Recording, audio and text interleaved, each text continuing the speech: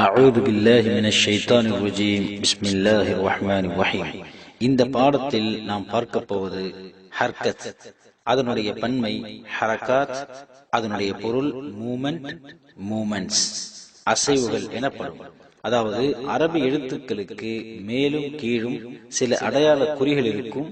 அவைகளை பொறுத்தே அந்த எழுத்துக்களை நாம் உச்சரிக்க வேண்டும். உதாரணமாக, இந்த கோட்டை ஒரு எழுத்தாக நாம் எடுத்துக்கொண்டால் இதன் மேலும் கீழும் இவ்வாறு குறிகள் இருக்கும். இவைகளின் பெயர்களில் சில கருத்து வேற்றுமைகள் உள்ளது. ஆனால் அது பெரிய விவாதத்திற்குரிய விஷயம் அல்ல. மாறாக இந்த குறியீடு உள்ள எழுத்தை எவ்வாறு உச்சரிக்க வேண்டும் என்பதுதான் நமக்கு தேவை. அந்த அடிப்படையில் இந்த குறியீட்டிற்கு ஜபர் என்றும் ஃபதஹ் என்றும் ஃபத்ஹா என்றும் சொல்லப்படும். ஃபத்ஹா என்று சொல்வது பொருத்தமானது. இரண்டாவது, எழுத்துக்கு கீழே இருக்கும் இந்த குறியீட்டிற்கு ஜேர் என்றும் கசர் என்றும் கஸ்ரா என்றும் சொல்லப்படும். கஸ்ரா என்று சொல்வது பொருத்தமானது.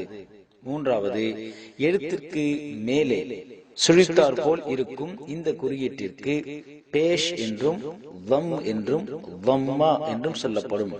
வம்மா என்று சொல்வது பொருத்தமானது. இந்த குறியீட்டிற்கு ஹர்கத் என்றும் குறியீடு உள்ள எழுத்திற்கு முத்தஹர்ரிக் என்றும் சொல்லப்படும்.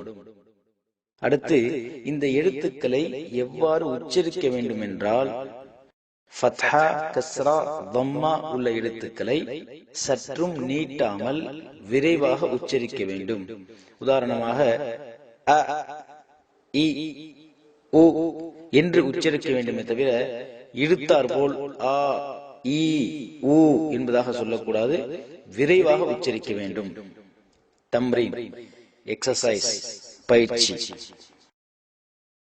அ, ப, த, த, ஜ, ஹ, خ, د, ذ, و, ز, س, ش, ص, ض, ط, ظ, ع, غ, ف, ق, ك, ل, م, ن, و, ه, أ, ي, ف, فع, ض,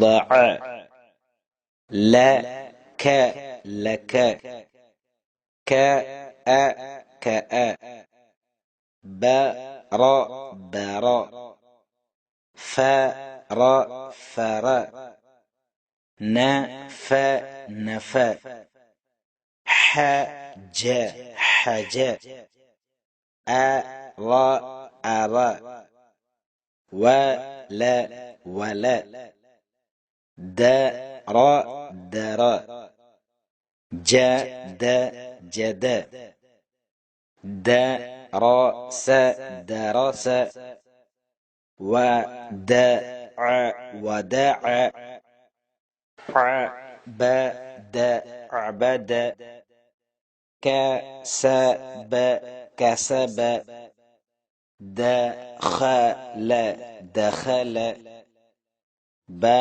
ل, غ, بلغ, و, ج, د, وجد, ب, ش, ر, بصر, س, ج, د, سجد, م, ج, د, مجد, ل, ح, د, لحد, س, م, ك, سمك, أ, خ, ذ, أخذ, م, ث, ل, مثل, ف, ط, ر, فطر, ع, د, د, عدد, ق, م, ر, قمر, أ, ح, د, أحد.